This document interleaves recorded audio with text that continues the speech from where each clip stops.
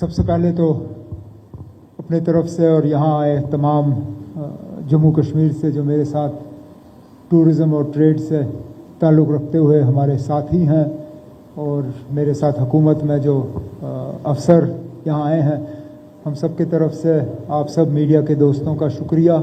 आप इस press conference में शिरकत करने आए।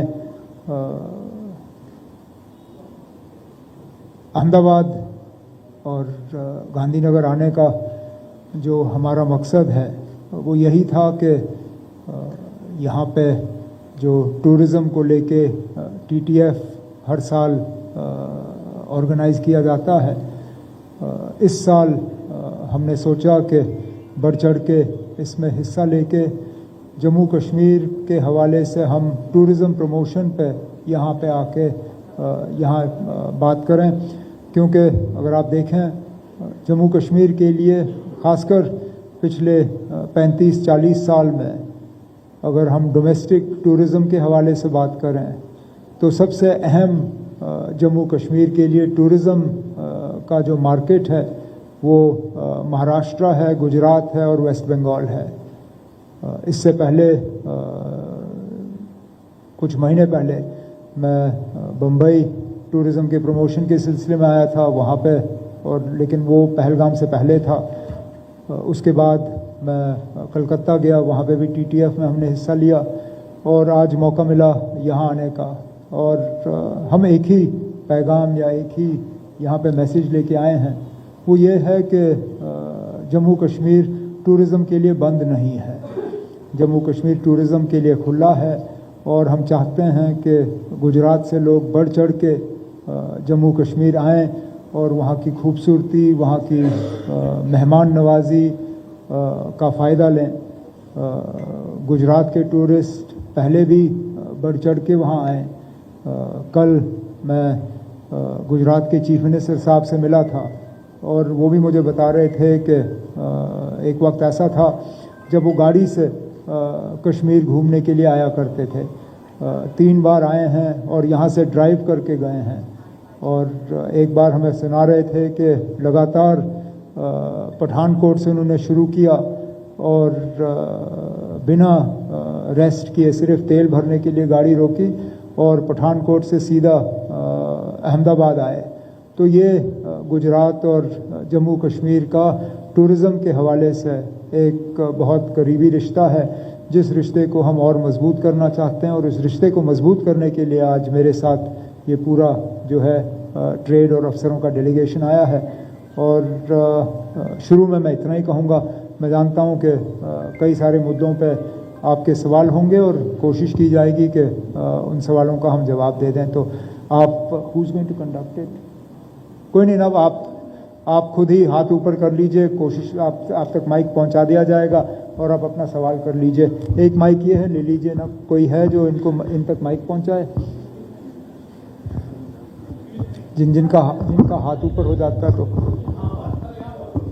आ जाएंगे ना, आप कोशिश करेंगे जहाँ तक पहुँच सके। जी सर, मैं गुजरात समाचार से हूँ। मेरा नाम किंतु गढ़वी है और मैं गुजरात का जो कॉमन टूरिस्ट है, आपने सीएम सर की बात बताई, लेकिन एक कॉमन टूरिस्ट है गुजरात का, वो कश्मीर में बहुत ही कंपल्शन से जूझता है, वो कंपल्शन से पीड़ित है। 3 गुना होटल चार्जेस पे करता है, कहीं कहीं तो हमारे इमेजिनेशन से बाहर खर्चे हो जाते हैं। तो उसमें स्टेट गवर्नमेंट किस प्रकार के, मैं अभी जो स्थिति हुई उसको साइड में रख रहा हूँ, क्योंकि मैंने सर आपके कुछ इंटरव्यूज़ देखे सोशल मीडिया में, तो आपने बताया कि सेंट्रल गवर्नमेंट हैं, तो मैं उस पर नहीं जा रहा। लेकिन एक कॉमन गुजराती टूरिस्ट है, वो कश्मीर में 3 गुना 4 गुना sometimes 10 times he is paying. दूसरा गोंडोला राइड्स जो है उसमें भी हमने देखा है कि बहुत सारे टूरिस्ट को सफ़र हो रहा है, तो उसमें स्टेट गवर्नमेंट किस प्रकार के स्टेप ले रही है? किस चीज़ का सफ़र? गोंडोला राइड्स जो है उसमें भी सर बहुत सारी दिक्कतें आ रही है टूरिस्ट को। तो अभी जो टूरिज्म की बात हो रही है, तो सुनिए, भीड़ तो हर जगह होती है ना। जी सर, जहाँ कामयाबी रहती है वहाँ भीड़ रहती है। मैं अभी आपके स्टैचू ऑफ यूनिटी से आया हूँ। आज क्योंकि ऑफ सीज़न है तो बहुत कम लोग थे, लेकिन मुझे बताया जाता है कि ऑन सीज़न में वहाँ 40-50 हज़ार लोग जो हैं रोज़ के आते हैं और वहाँ पे भी लिफ्ट में चढ़ने के लिए बड़ी भीड़ लगती है। कुछ लोगों को घंटा भर जो है वहाँ पे लिफ्ट के लाइन में इंतज़ार करना पड़ता है। ये हो जाता है, ये सब जगह होता है। जिस चीज़ की आप बात कर रहे हो, ये सिर्फ गंडोला का नहीं है, ये सिर्फ जम्मू कश्मीर का नहीं है। ये कुछ हद तक हम अपनी कामयाबी का जो है वो भुगत रहे हैं। लेकिन इस चीज़ को जानते हुए या समझते हुए कि वहाँ टूरिज़्म के एक्सपीरियंस को बेहतर करना है, उसमें हम कुछ इक़दाम उठा रहे हैं, कुछ कदम उठा रहे हैं, खासकर गंडोला को लेके, जहाँ क्यू सिस्टम जो है उसको बेहतर किया जाए, टाइम के लिहाज से जो है, टाइम स्लॉट के लिहाज से टिकटों का जो है सेल हो, और वहाँ जो वेटिंग एरिया है उसको भी बेहतर किया जाए। जहाँ तक आपने प्राइसेस की बात की, लेकिन अब जम्मू कश्मीर और कश्मीर में टूरिज़्म जो है वो हर क्लास के टूरिस्ट के लिए है। अब आपने कुछ होटलों की बात की जहाँ कीमतें ज़्यादा हैं, लेकिन कुछ ऐसे भी होटल हैं जहाँ आपको बिल्कुल कम कीमत पे कमरा मिलेगा। वो आप तक है ना, अब आप किस होटल में ठहरना चाहेंगे। हम आपको होटल दे सकते हैं जहाँ आपको लाख रुपए एक रात के लिए जो है कमरा खर्च करना पड़ेगा, लेकिन उसके साथ साथ हम आपको होटल वो भी दे सकते हैं जहाँ एक रात रहने के लिए आपको 2000-2500 में कमरा मिलेगा। आप हमें बताइए ना, अब आप कितना खर्च करना चाहते हैं, हम आपको उस हिसाब से टूरिज़्म वहाँ करा सकते हैं। ऐसा नहीं है ना कि हमने अपने आप को सिर्फ अपर स्ट्राटा के टूरिस्ट के लिए रखा है। हम चाहते हैं कि हर कोई टूरिस्ट वहाँ पे आए, चाहे वो अपर स्ट्राटा के हो, कम खर्च करने वाला हो, अपनी गाड़ी से आए, जहाज़ से आए, ट्रेन से आए, जैसे भी आए। हमारी तो कोशिश है कि वो आएँ, और हमारा ये भी है कि टूरिज़्म का जो है, हम ये चाहते हैं कि हमारे टूरिस्ट जो हैं सिर्फ एक बार ना आएँ, बार बार आएँ। हमारी कामयाबी इसमें नहीं है कि वो एक बार आते हैं। हम अपने आप को कामयाब तब समझेंगे जब एक बार आने के बाद वो दोबारा आने की इच्छा जो है वो जाहिर करेंगे। और इसमें जम्मू कश्मीर गवर्नमेंट और IIT जम्मू हम मिलके एक प्रोजेक्ट पे काम करना शुरू कर रहे हैं, जिससे कि हम ये इस पे एक एक्सरसाइज करेंगे कि टूरिस्ट का एक्सपीरियंस जो है उसको किस तरह बेहतर किया जा सकता है। ये बहुत एक कामयाब एक तरीका रहा है जिसको राजस्थान ने अपनाया था, और उसी पैटर्न पे अब हम चाहते हैं कि जम्मू कश्मीर में भी हम करें। Hello sir, this is Neha from Ahmedabad mirror. I have 2 questions. एक तो ये है कि अभी जो परसों टेररिस्ट मिले और सरकार ने मार गिराए, सुनाई दे रहा है आपको? No, I can't hear. That's why I'm asking you to lift the mic a little higher. Okay. Now can you listen? Yeah, okay. I'm Neha from Ahmedabad Mirror. I have 2 questions. One is that after this Operation Sindoor, the tourism was getting back to normalcy. But last week when the terrorists were shot dead, so there is again an anxiety among people कि अगर terrorist उधर ही है तो फिर हमारी safety security का क्या? Because we caught them from your state only. And secondly, if we are coming there, what would be the enhanced security measures now?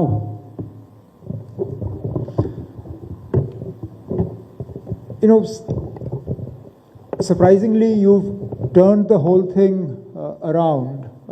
And this is contrary to the questions that I was being asked in Calcutta a few weeks ago. In Calcutta, I was being asked that how will you assure tourists that they are safe when the people behind the Pahalgam attack have not yet been caught or killed. Now today I am being told or asked that if the people who were responsible for Pahalgam have been killed, how are we safe? So, I mean, how do I win? The fact, I think you should be assured that our security forces did not slacken. It took a bit of time, but they didn't stop their hunt for these people. And all 3 of them were killed in an encounter. Now, I think it's important also to note that none of these terrorists were killed anywhere near habited areas. It's not like they were killed in the heart of Srinagar or near Pahalgam or near Gulmarg or near Sonmarg or near anywhere a tourist would go. They were killed high up in the mountains, hiding in a jungle somewhere. So their presence in that mountain is no reflection on the safety and security of tourists in our tourist areas. Linking that to the second question you asked, enhanced security. In the immediate aftermath of the Pahalgam attack, almost our entire tourist destination base was closed for a security audit. And we only started reopening those destinations once we were satisfied with the security audit that was done. Even today, as I speak to you, some of the areas are closed. They will only open when we are satisfied that those places are safe. I don't want to sort of say too much, because obviously a lot of the things that we do from a security point of view are not for public consumption. But please rest assured, we will not open places, nor will I be promoting tourism in Jammu and Kashmir if I was not satisfied with the steps that have been taken to secure our destinations. Sir, left side. Sir, left side. Sir, Harsh here from Dainik Bhaskar. First of all, welcome to the Gujarat, sir. Sir, security की बात आ रही है तो मेरा भी एक सवाल ये है कि आप सिक्योरिटी की बात कर रहे हैं सर, पर पहलगाम हमले से पहले, एक वीक पहले या थोड़े टाइम पहले अमित शाह जी सिक्योरिटी का चेकिंग करने के लिए वहाँ पे आए थे, पर उस मीटिंग में आपको रखा नहीं गया था। उस पर गुजरात की भूमि से आपका क्या कहना है? नहीं, सॉरी, आप जरा सवाल दोबारा पूछिए। क्या सर, पहलगाम हमले से थोड़े वक्त पहले अमित शाह जी सिक्योरिटी का चेकिंग करने के लिए कश्मीर में आए थे। उन्होंने एक मीटिंग भी की थी और उस मीटिंग में आपको रखा नहीं गया था, आपको बुलाया नहीं गया था। इसके बारे में गुजरात की भूमि से आपका क्या कहना है? मुझे गुजरात से क्या कहना है ना, गुजरात की भूमि से इस बारे में आपको क्या कहना है सर? गुजरात की भूमि से कोई ऐसी बात तो करूंगा नहीं जो मैंने किसी और भूमि से ना की हो। हम एक यूनियन टेरिटरी हैं जो वैसे भी हमारे बर्दाश्त से बाहर है। ये यूनियन टेरिटरी का दर्जा हमें दिया नहीं जाना चाहिए था। इस मुल्क में हम ही वो बदकिस्मत लोग हैं जिनको रियासत से हटा के यूटी दिया, बाकियों को यूटी से हटा के रियासत दिया गया। हम उसी चीज़ पे जो है ज़ोर लगाए बैठे हैं कि जम्मू कश्मीर के साथ जो वादा हुआ है दोबारा स्टेटहुड का, उसको बहाल किया जाए। जहाँ तक आपने सिक्योरिटी मीटिंग्स के हवाले से बात की, लेकिन अब मैं सिक्योरिटी मीटिंग्स में हिस्सा लेता नहीं हूँ। वो तो जाहिर सी बात है, यूनियन टेरिटरी है, सिक्योरिटी की जिम्मेदारी लेफ्टिनेंट गवर्नर साहब की है और गृह मंत्री साहब की है। लेकिन जानकारी तो रखता हूँ, जानता हूँ कि क्या कदम उठाए जा रहे हैं, जानता हूँ कि सिक्योरिटी ऑडिट किया जा रहा है, जानता हूँ कि एक एक करके हम डेस्टिनेशंस खोल रहे हैं। ना, अब सारी जिम्मेदारी हमारी होनी चाहिए। मैं तो पहले दिन से कह रहा हूँ ना आपकी सुरक्षा की जिम्मेदारी हमें दीजिए।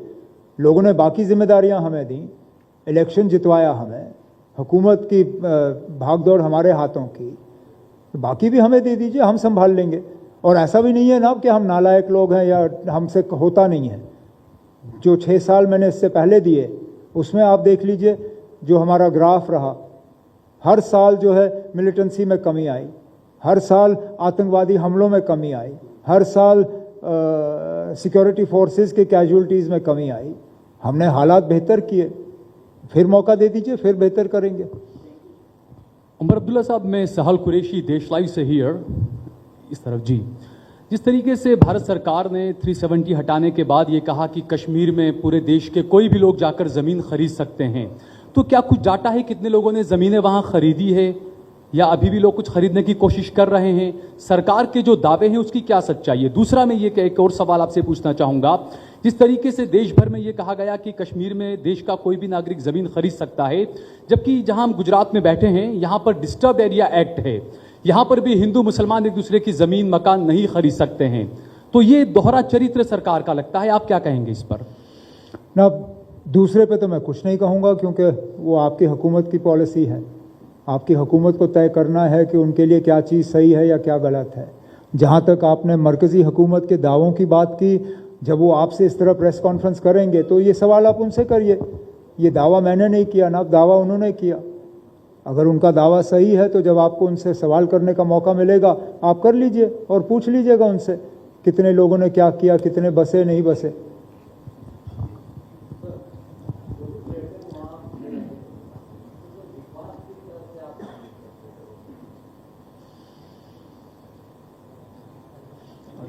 वो विश्वास वहाँ आने से ही पता चलेगा ना। आप आके देख लीजिए, आज अमरनाथ जी की यात्रा चल रही है, लगभग कोई 4.25 लाख यात्री जो हैं वहाँ दर्शन करके आए हैं। चल रहा है ना, टूरिस्ट आ रहे हैं। हम चाहते हैं कि तादाद बढ़े, ऐसा नहीं है। जब ये मैं एक चीज़, कश्मीर आज खाली नहीं है। ये मत समझिए ना कि हम यहाँ मायूस होके आए हैं या हमारा कारोबार बिल्कुल ठप हुआ है। ठीक ठाक चल रहा है। हम चाहते हैं कि और बढ़े, हम चाहते हैं कि और लोग आएं, हम चाहते हैं कि हमारी मेहमान नवाजी का और लोग जो हैं उसका फ़ायदा लें, इसलिए हम यहाँ पे आए हैं। लेकिन आप इस मतलब गलतफहमी में मत रहिए कि बिल्कुल खाली पड़ा हुआ है, कोई नहीं है, किसी को जम्मू कश्मीर पे भरोसा नहीं है। आज लाखों के लिहाज से जो है माता वैष्णो देवी के दर्शन करने आ रहे हैं, उनको भरोसा है। जैसे मैंने कहा 4.25 लाख अमरनाथ जी की यात्रा करने आए हैं, उनको भरोसा है। टूरिस्ट आज भी हमारे होटलों में हैं, उनको भरोसा है। हम चाहते हैं और लोग भरोसा करके आएं। Sir, this side, sir. Siddharth Pandya from the PTI. Sir, do you believe that India's decision to finally move ahead with the Sawalkot project, amid the tensions which are going on at this point in time for the Indus Water Treaty, sir, do you feel it is a strategic assertion of water rights, or could it further lead to instability in the region? As I understand it right now, the design of the Sawalkot project, it fits within the parameters of the Indus Water Treaty. So please don't make a connection between the suspension of the Indus Water Treaty and the Sawalkot project. I have not seen any design changes to the Sawalkot project that would take it beyond the boundaries that had been set for it by the Indus Water Treaty. There is no design change. Even now, the Sawalkot hydroelectric project is a run-of-the-river project.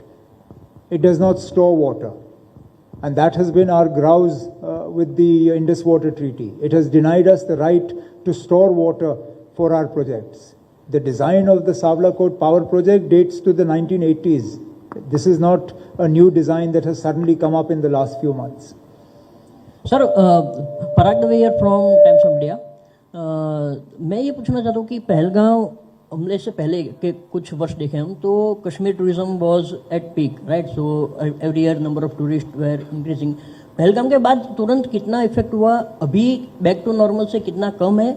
और जो आपने बताया कि Maharashtra, Gujarat and West Bengal are the major states which drive tourism in the JNK, सो उसका कुछ breakup अगर आप देख सकें कि गुजरात से एनुअल कितने टूरिस्ट JNK आते हैं?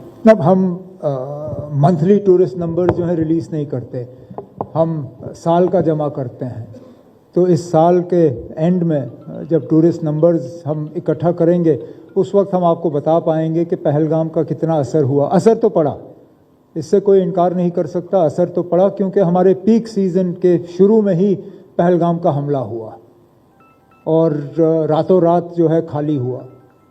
और आप अंदाज़ा इस चीज़ से लगा सकते हैं कि जहाँ पहलगाम से पहले रोज़ के हमारे 50-55 फ़्लाइट्स थे श्रीनगर अराइवल्स, पहलगाम के हमले के बाद वो 15 या 16 पे उतरा। अब जाके वो 30-35 के आसपास जो हैं हमारे अराइवल्स वहाँ उस लेवल पे पहुँच चुके हैं। अब उम्मीद कर रहे हैं कि ये अमरनाथ जी की यात्रा के बाद और पिकअप होगा। हमारी ये कोशिश रही और इसलिए मैं वेस्ट बंगाल गया था कि पूजा हॉलीडेज़ के दौरान, क्योंकि बंगाली जो है वो पूजा हॉलीडेज़ में ट्रैवल बहुत करते हैं, वहाँ से अगर आना शुरू हुए फिर सर्दियों में हमारा सीज़न जो है वो ठीक हो जाएगा।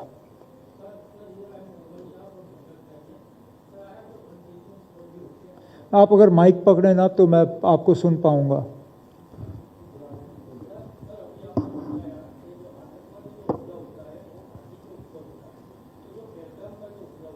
नहीं, मैंने अब उन लोगों की बात कर रहा था जो पहलगाम के लिए जिम्मेदार थे और पिछले दिनों एनकाउंटर में मारे गए। जो पहलगाम के लिए जिम्मेदार थे वो तो नीचे आए ना, तभी तो जाके पहलगाम पे हमला हुआ।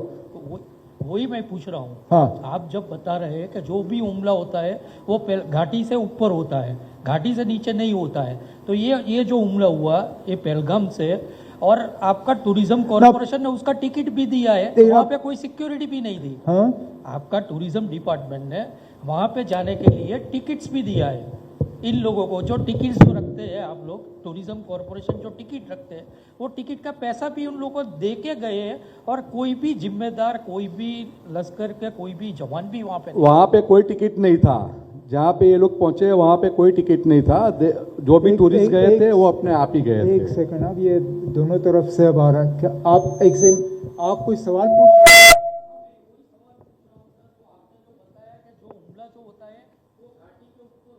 नहीं ना, आप मेरी बात समझ नहीं पाए। चलिए छोड़िए, चले ना सर, एक्सक्यूज मी हियर। कहाँ? हाँ जी sir, I am Siddiq Gandhi. I am representing bus and car confederation of India. Sir, हमारा रिप्रेजेंटिंग कौन?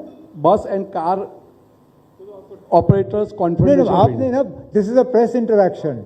Your a travel, you're a tour operator, वो हम बाद में कर लेंगे। We are not tour operator. ये नहीं है ना, ये नहीं है आपका। हेलो सर, आपका इसके बाद है। This is a press interaction. नमस्कार सर। हेलो सर, नमस्कार। माय नेम इज मौलिक Mehta. I am from TV9 news. Sir, मैं आपसे ये पूछना चाहूँगा कि जिस तरह से अमेरिका ने भारत के ऊपर टैरिफ लादा है सर, तो आप क्या सोचते हो कि किस प्रकार से इंडियन गवर्नमेंट को क्या करना चाहिए? और दूसरा सवाल ये था सर, आप आज स्टेचू ऑफ यूनिटी गए थे, तो क्या माहौल आपको देखा? और दूसरी बात कि विपक्ष के नेता बहुत कम जाते हैं उधर। बहुत कम कहाँ जाते हैं? Statue of unity. ना, मैं इन चीज़ों में सियासत नहीं लाता ना।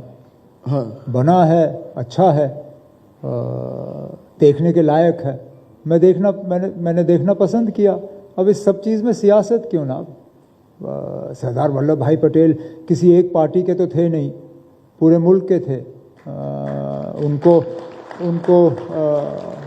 मैं जब स्कूल में था तब से मैंने सीखा कि उनको आयरन मैन ऑफ इंडिया का खिताब दिया गया, not iron man of any political party. उस हिसाब से एक बना है, मैंने देखा। और सर, ये जहाँ तक टैरिफ्स की बात है ना, टैरिफ मेरे दायरे इख्तियार से बहुत ज़्यादा दूर है ना। तो भी अब सर, मैं कौन होता हूँ ना प्रधानमंत्री और बाकियों को इसमें तो भी सर, सलाह या मशवरा देने पे। इंडिया में एक अब जाने माने पॉलिटिशियन है, आपकी विचार भी बहुत मायने रखते हैं ना। मुझसे अभी तक मरकज़ की हुकूमत ने फ़ोन उठा के आज तक नहीं पूछा ना कि हमें ट्रंप साहब के साथ क्या करना चाहिए। Thank you sir. ना मुझे लगता है कि उन्हें शायद पता भी है कि क्या करना चाहिए, क्योंकि अमेरिकन को भी नहीं पता है कि ट्रंप साहब के साथ क्या करें। सुबह ट्रंप साहब किस मूड में होंगे उसका कोई पता नहीं है ना। अब आज 25% टैरिफ्स की बात हुई, मुमकिन है कल कहेगा कि नहीं जनाब ये 25 नहीं 15 होना चाहिए, 15 से 5 पे आ जाएगा। कोई ना, इसमें कोई प्लानिंग और पॉलिसी आप बना ही नहीं सकते हो। जैसे चल रहा है देखी जाएगी ना।